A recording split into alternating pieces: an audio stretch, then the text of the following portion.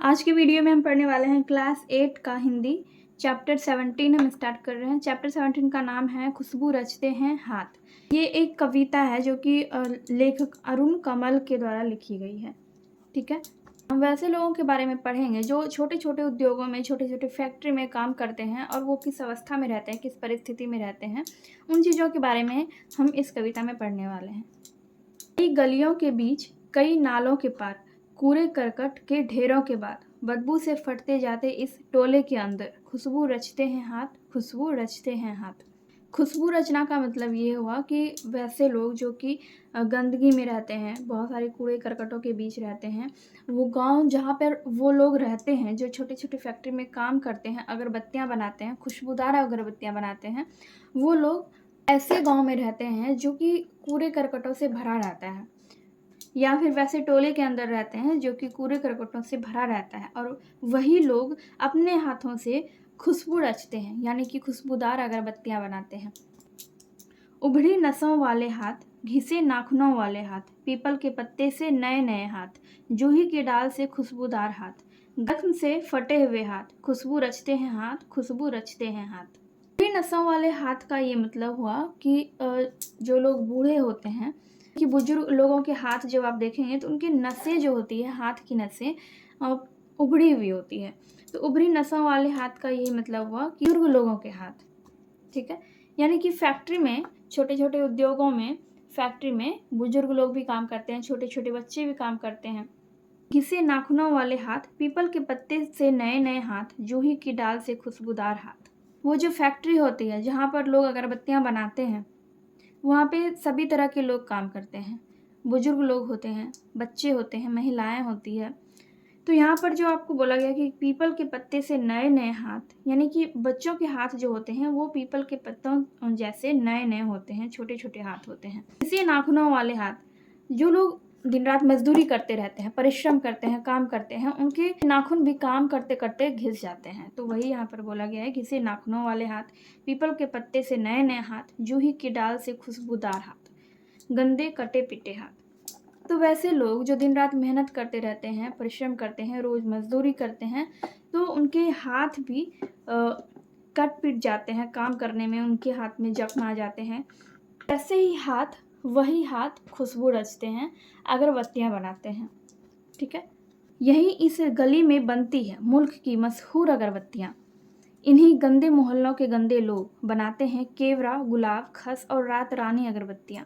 दुनिया की सारी गंदगी के बीच, दुनिया की सारी खुशबू रचते रहते हैं हाथ, खुशबू रचते हैं हाथ, खुशबू रचते हैं हाथ। तो यहाँ पर ये जो कवि हैं बोल रहे हैं कि यहीं इस गली में बनती है मुल्क की मशहूर अगरबत्तियां। कौन सी गली में? ऐसी गली जहाँ पर वो गली, वो टोले, वो मोहल्ले बदबू से फटते जा रहे हैं, वहाँ पे कूड़े करकटों का ढेर लगा रहता है, और वहीं पर रहने वाले लोग अगरबत्तियां बनाते हैं। उसी टोले में, उसी गली में अगरबत्तियां बनती है, उसी गली में, उसी मोहल्ले में कहीं फैक्ट्री होती है और उसी फैक्ट्री वगैरह में अगरबत्तियां बनाई जाती है।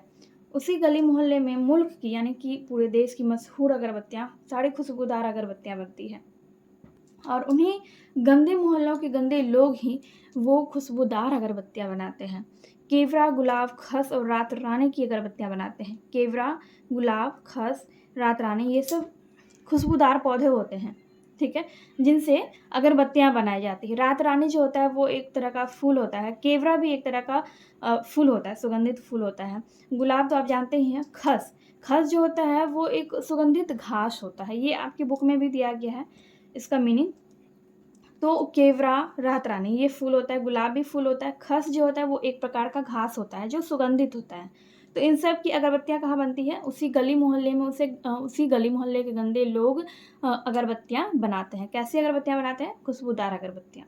यहाँ बोला गया है कि दुनिया की सारी गंदगी के बीच, दुनिया की सारी खुशबू रचते रहते हैं हाथ।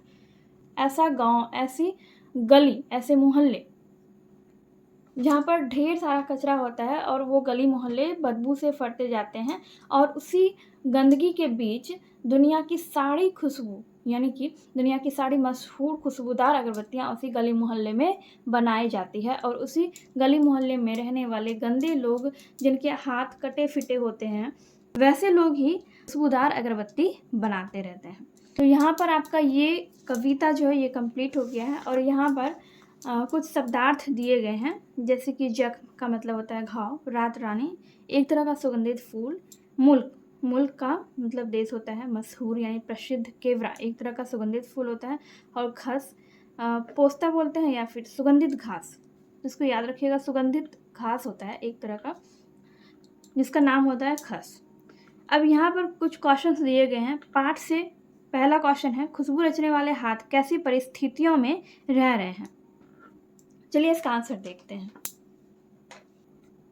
क्वेश्चन क्या था, खुशबू रचने वाले हाथ कैसी परिस्थितियों में रह रहे हैं। इसका आंसर होगा, खुशबू रचने वाले हाथ कूड़े करकट के बीच बसे गांव में रहते हैं, इनके कपड़े भी मैले कुचैले होते हैं। ठीक है, मतलब वो बहुत ही विषम परिस्थिति में रहते हैं। कौन लोग? जो मुल्क की मशहूर खुशबूदार अगरबत्तियां बनाते हैं, उनका रहन सहन बहुत ही निम्न स्तर का होता है। सेकेंड नंबर का क्वेश्चन है, खुशबू रचते हैं हाथ से क्या तात्पर्य है।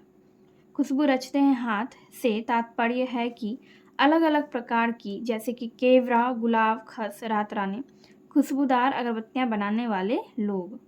ठीक है, खुशबू रचते हैं हाथ, हाथ यानी कि जो लोग अगरबत्तियां बनाते हैं उनके हाथ। तो वैसे लोग जो कि केवड़ा, गुलाब, खस, रात रानी जैसे अगरबत्तियां बनाते हैं, इन लोगों के बारे में बोला गया है, खुशबू रचते हैं हाथ। यहाँ पर आपका पाठ से सिर्फ 2 क्वेश्चन दिया गया था। पाठ से आगे आपको यहाँ पर एक क्वेश्चन दिया गया है। यहाँ पर पूछा है कि आपके विचार से इस कविता का मुख्य उद्देश्य क्या हो सकता है। मतलब ये जो कविता लिखी गई है ये किस उद्देश्य से लिखी गई है। आंसर होगा, मेरे विचार से इस कविता का मुख्य उद्देश्य वैसे लोगों के परिस्थितियों, उनके श्रम, अन्य सुख सुविधाओं से वंचित लोगों के बारे में बताना है जो छोटे उद्योगों में काम करते हैं।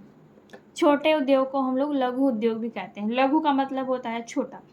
ठीक है, तो हमारे विचार से इस कविता का मुख्य उद्देश्य यह है कि कवि जो हैं वैसे लोगों की परिस्थितियों, उनके श्रम, उनके वो जो हर सुख सुविधाओं से वंचित होते हैं और वो किस परिस्थिति में, किस अवस्था में अपने गाँवों में, अपने घरों में रहते हैं, उसके बारे में जानकारी देना ही कवि का उद्देश्य है। ठीक है, आपका पाठ से आगे का ये पहला क्वेश्चन सॉल्व हो चुका है। पाठ से आगे में आपको सिर्फ एक ही क्वेश्चन था। सेकेंड नंबर का क्वेश्चन है, व्याख्या कीजिए। तो यहाँ पर आपको ये पंक्ति दी गई है कविता की, यहीं इस गली में बनती है मुल्क की मशहूर अगरबत्तियाँ, इन्हीं गंदे मोहल्लों के गंदे लोग बनाते हैं केवड़ा, गुलाब, खश और रात रानी अगरबत्तियाँ।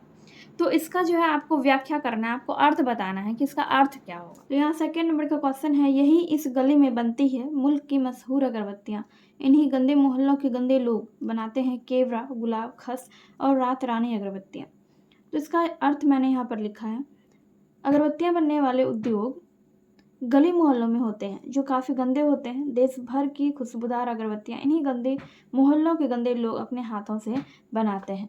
तो इस पंक्ति में यही कहा गया है कि यहीं इस गली में बनती है मुल्क की मशहूर अगरबत्तियाँ। कौन सी गली?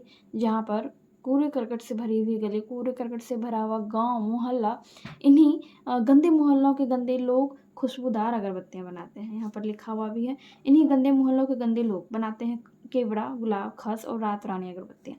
ये जो महंगी महंगी अगरबत्तियाँ होती है, खुशबूदार अगरबत्तियाँ होती है, केवड़ा, गुलाब, खस और रात रानी की अगरबत्तियाँ, ये अगरबत्तियाँ उन्हीं गंदे मोहल्लों के गंदे लोग बनाते हैं।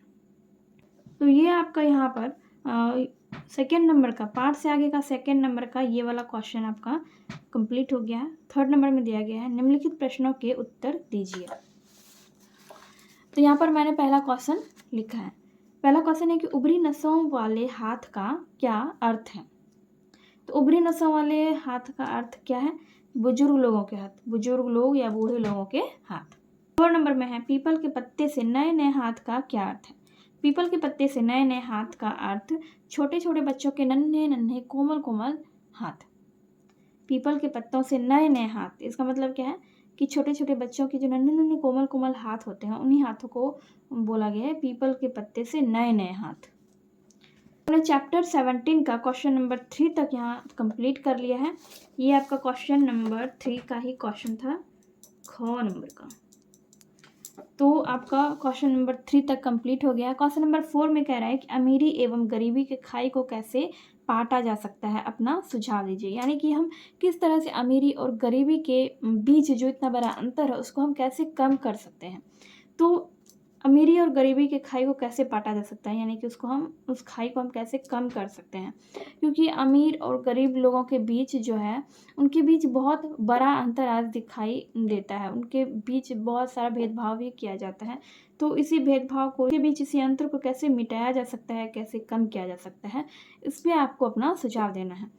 तो इस पे हम ये भी लिख सकते हैं कि सरकार जो है गरीब लोगों के रोज़गार के लिए नई-नई योजना चलाएँ, उनकी मदद करे और अमीर लोग जो हैं, अमीर लोग भी गरीब लोगों की मदद करें, उनकी तरक्की में मदद करें, तो अमीरी और गरीबी की खाई को कम किया जा सकता है। तो इसका आंसर जो है आप लोग खुद से लिखने की कोशिश कीजिएगा। मैंने आपको थोड़ा-सा हिंट्स दे दिया, तो उसी तरह से उसी के अकॉर्डिंग आप लोग आंसर इसका लिखिएगा। क्वेश्चन नंबर 4 भी आपका आसानी से बन जाएगा एंड यहाँ पर आपका लास्ट में गतिविधि दिया गया है जिसको एक्टिविटी कहते हैं। तो ये आपको खुद से ही करना होता है। तो ये सारे क्वेश्चन एक्टिविटी वाले क्वेश्चन आपको एग्ज़ाम में नहीं आने वाले हैं एंड आपके एग्ज़ाम में जितने भी क्वेश्चंस आ सकते हैं, चैप्टर के ही क्वेश्चन आपके एग्ज़ाम में आते हैं। तो मैंने सारे क्वेश्चंस आपको बता दिए एंड इसी के साथ ये चैप्टर यहाँ पर कंप्लीट होता है एंड नेक्स्ट वीडियो में हम लोग क्लास 8 हिंदी का नेक्स्ट चैप्टर पढ़ेंगे एंड ये वीडियो अगर आपको थोड़ी सी भी हेल्पफुल लगी हो तो प्लीज़ वीडियो को लाइक कीजिए, कमेंट कीजिए एंड अपने दोस्तों के साथ वीडियो को शेयर कीजिए।